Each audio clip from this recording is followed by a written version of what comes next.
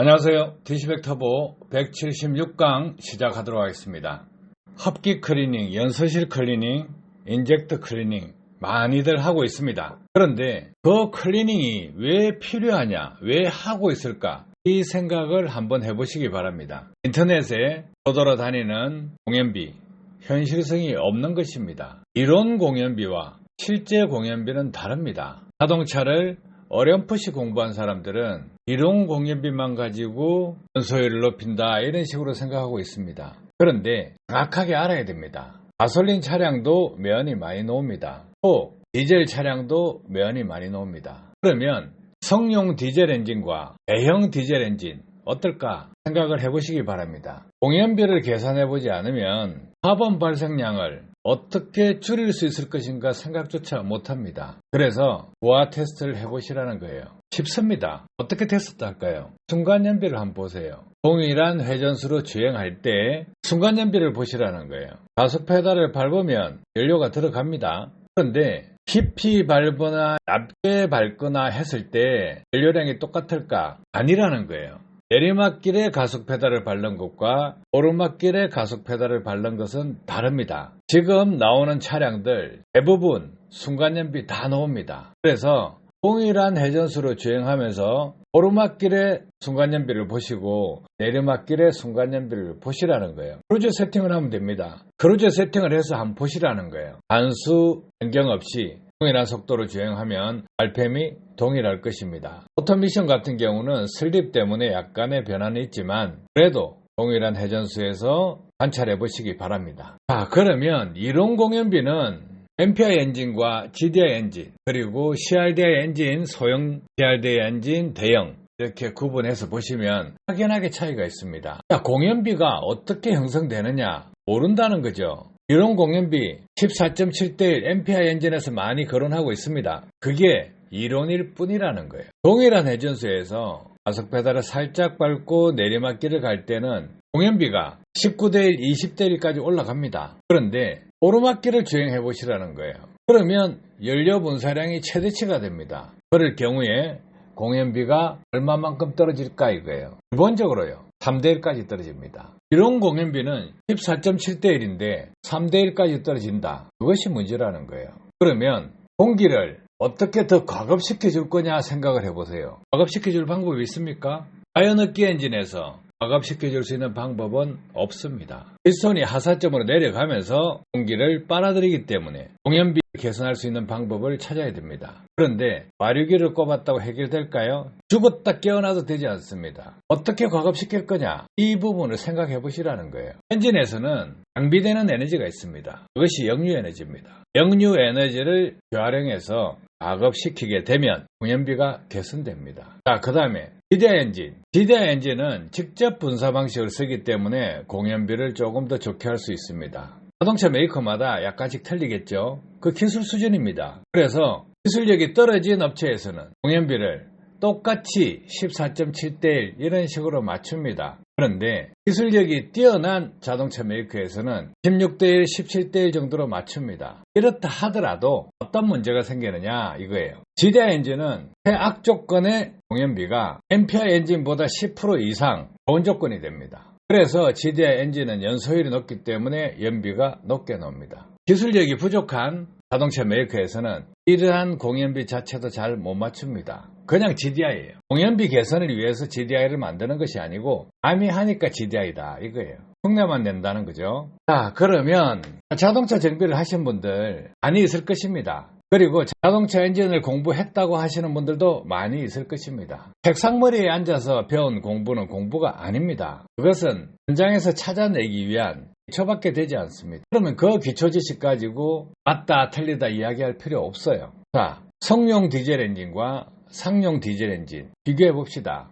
성용 디젤 엔진을 배기량 2.0으로 보고 그러면 실린더 한 개당 500cc입니다. 이 기준으로 봤을 때 시간당 연료 소모량은 약 0.8리터, RPM은 700rpm 이렇게 보자 이거예요. 그러면 경유 비중이 있죠. 공기 1리터당 몇 g이냐 이것도 계산을 해야죠. 흡입 압축할 때 로스가 생깁니다. 이런 부분도 감안했을 때 약 15대 1이 됩니다. 공연비가 15대 1 정도 된다 이겁니다. 그러면 성용 디젤 차량에 동일한 회전수에서 풀악셀을 때렸을 때 부하가 최대로 걸리겠죠. 그러면 공연비가 약 3대 1까지 떨어집니다. 이는 실증 데이터입니다. 자, 그러면 화물차를 한번 볼까요? 25톤짜리 화물차. 이 화물차에서 보면 공회전 500rpm 그리고 12리터 엔진을 기준으로 생각해보면 실린더 한 개당 2리터입니다. 흡입 손실, 압축 손실 이런 걸 감안하고 공회전 연료량 감안해서 공연비를 확인해보면 약 26대 1 비율이 나옵니다. 공연비가 26이라는 거예요. 성용 디젤은 15대 1 정도 됩니다. 많이 차이 나죠. 그래서 대형 화물차 차량 공연비와 소형 성용 엔진의 공연비는 다릅니다. 연소율이 높다는 거예요. 자, 그래서 대형 디젤 엔진 악조건 공연비는 약 5대 1이 됩니다. 그런데 자동차 메이커에서 기술이 있으니까 최악조건까지 설계를 합니다. 그러면 이것도 역시 약 3대 1까지 공연비가 형성됩니다. 공연비 개념을 모르시는 분들 많을 거예요. 책상머리에 앉아서 공연비를 배웁니다. 그러면 가솔린 엔진의 공연비는 14.7대 1이라 하고 디젤 엔진은 15대 1에서 18대 1이라 하시는 분들도 있고 22대 1이라는 분도 있고 30대 1에서 70대 1이라는 분들도 있습니다. 그런데 실정 데이터는 틀립니다. 이론은 이론일 뿐이에요. 그래서 이 공연비 개념을 알아야 된다 이거예요. 자, 이 공연비에서 악조건 공연비를 봅시다. 휘발유 차량이든 디젤 차량이든 기본적으로 3대 1 베이스입니다. 대형 차량은 5대 1 베이스입니다. 자, 이론하고 크게 벗어나 버리죠. 그래서 시내주행을 하게 되면 가속 페달을 푹 밟았다가 뗐다가 이렇게 하죠. 그럼 연료 분사량이 풀 분사가 되는데 공기가 안 들어온다 이거예요. 그럼 어떨까요? 매연이 뿜어져 나오죠. 배기구로 나오는 매연 위에 연소실, 흡기 라인에 정착되는 카본 발생량도 많다는 거예요. 고속도로를 주행한다. 그러면 공연비가 좋은 조건에서 운행합니다. 시내 주행을 한다. 공연비가 나쁜 조건에서 운전한다 이거예요. 그럼 오르막길을 주행하게 되면 공연비가 안 좋다예요. 매연이 많이 나오겠죠. 연소실 안에 오염물질이 많이 쌓이겠죠. 그러면 연소실 안에 카본 물질이 응착됩니다. 이렇게 응착된 것이 연소실 안에 있다 하면 불완전 연소가 계속 일어날 때 인젝터 노즐 구멍으로 카본이 들어갑니다. 그러면 연료 분사를 하기 위해서 움직이고 있는 니들 그 사이로 카본 물질이 들어가서 고착이 됩니다. 그러면 인젝터가 제대로 작동할까요? 제대로 작동 못합니다. 그러면 연료 분사가 제대로 일어나지 않습니다. 인젝터가 4개짜리다, 6개짜리다 상관없이 균형이 깨져버립니다. 그러면 찐빠나고 부존합니다. 이 모든 원인들이 불완전 연소를 유발할 수밖에 없는 공연비입니다. 그래서 장거리를 계속 주행하는 차들, 고속도로 운행만 계속 주행하는 차들은 인젝터 막힌다 이런 거 별로 없죠. 시내 주행을 한다, 인젝터 막힌다 많죠. 흡기 라인에 떡지는 것도 많죠. EPF도 빨리 막히죠. DGR 밸브도 고장이 잘 나요. 왜 그럴까 이거예요. 모든 원인은 공연비에서 오는 것입니다. 엠피아 엔진, 기대아 엔진, 소형 디젤 엔진 다들 악조건의 공연비가 3대 1까지 떨어진다 이거예요. 그러면 대형 화물차 디젤 엔진은 어떨까 이거예요. 공연비가 5대 1까지 떨어집니다. 악조건으로 운행하는 차량들, 그 차량들은 또 3대 1까지 떨어집니다. 그래서 자동차 메이커 기술력에 따라 틀리지만은 기본적으로 악조건으로 간다 하면 3대 1입니다. 공연비가 그렇게 형성된다 이거예요. 그런 것도 모르면서 엔진을 설계한다? 바보들이나 하는 거예요. 그러면 터보차저 엔진이라 칩시다. 터보차저는 공연비를 개선하기 위해서 터빈을 돌립니다. 그리고 임펠러로 공기를 흡입해서 가압시켜서 연소실에 공기를 더 많이 밀어 넣어줍니다. 그런데 온도가 높으면 최적이 증가합니다. 그러면 공기 중에 포함된 산소량이 부족하기 때문에 인터쿨러로 냉각을 시켜서 연소실로 많은 양의 산소를 공급하게 되는데 그것이 한계라는 거예요.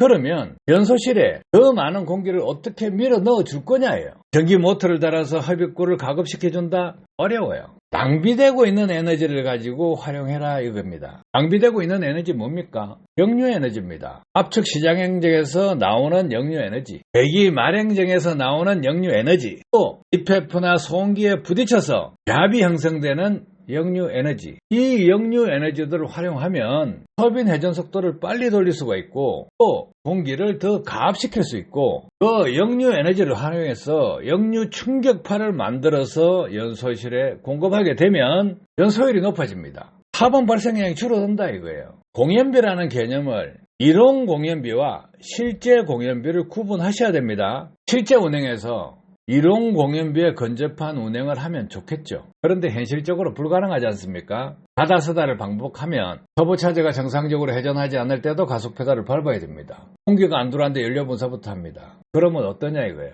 면이 뿜어져 나오겠죠. 그런데 DPF가 있으니까 안 보일 뿐이에요. 그러면 긴 오르막길을 또 주행해보자 이거예요. 차축에 부하가 최대로 걸립니다. 그러면 엔진의 힘이 최대로 걸리기 때문에 연료 분사량은 최대치로 분사하게 되어 있습니다. 그러면 그때 공연비는 얼마냐 이거예요. 3대1입니다. 그 3대1을 4대1, 5대1로 개선해보자. 뭐로 할 거냐 이거예요. 디시백 터보라는 것이 그런 부분을 해결해주기 위해서 개발된 것입니다. 또 역류 에너지로 가압하는 것 이외에 역류 충격파를 만들어서 흡기라인과 연소실에 카본이 영착되는 것을 감소시켜줍니다. 그렇게 해서 엔진 성능이 향상되는 것입니다. 디시백 터보를 장착해 놓으면 연소실 내부 흡기 라인에 응착되어 있는 카본 슬러지가 클리닝 되면서 엔진 성능이 지속적으로 향상됩니다. 그래서 디시백 터보를 장착한 차량들이 장착 당일 당연히 출력과 연비가 향상됩니다. 그런데 엔진 오염이 많이 된 차는 어떨까요? 시간이 지나면서 하루하루 다르게 카본 슬러지가 응착된 것이 떨어져 나가면서 연소율이 높아집니다. 실린더 내부에 카본 슬러지가 응착돼서 붙어 있으면 연료를 분사할 때 그 카본 슬러지가 연료 입자를 흡수해버리기 때문에 연소가 잘 되지 않습니다. 그럼 출력자가 됩니다. 그래서 이 카본 슬러지가 청소될 때마다 카본 슬러지가 클리닝 되면서 그 향상이 된다 이거예요. 그럼 신차는 어떨까? 신차를 뽑아서 운행하면 처음에 엔진 길들이기가 제대로 되지 않았어요. 윤활 부분, 그리고 압축 부분, 실링 부분 이런 부분에서 압축이 셉니다. 효율이 떨어져요. 수입 차량들, 국산 차량들, 공이, 대형 차량들은 10만 킬로 정도 이상을 주행해야 엔진 길들이기가 됩니다. 20만 킬로가 정점을 찌르는 거죠. 그래서 이런 부분을 다 감안하셔야 된다 이거예요. 자, 흡기 라인, 클리닝 어떻게 합니까? 스웰 밸브, 스로틀 바디, EGR 쿨러, 내부에 있는 카본 슬러지 어떻게 뺄 거냐 이거예요. 그래서 이론 공연비와 실제 공연비는 다르다. 그렇기 때문에 인젝터 클리닝을 한다 이렇게 하시는 겁니다. 클리닝 100번 하면 뭐합니까? 카본 발생량을 줄이고 카본이 응착되지 않을 수 있게끔 기술을 접목해둬야 엔진 고장을 줄이고 좋은 엔진을 오랫동안 사용할 수 있는 것입니다. 도움 되셨길 바랍니다. 감사합니다.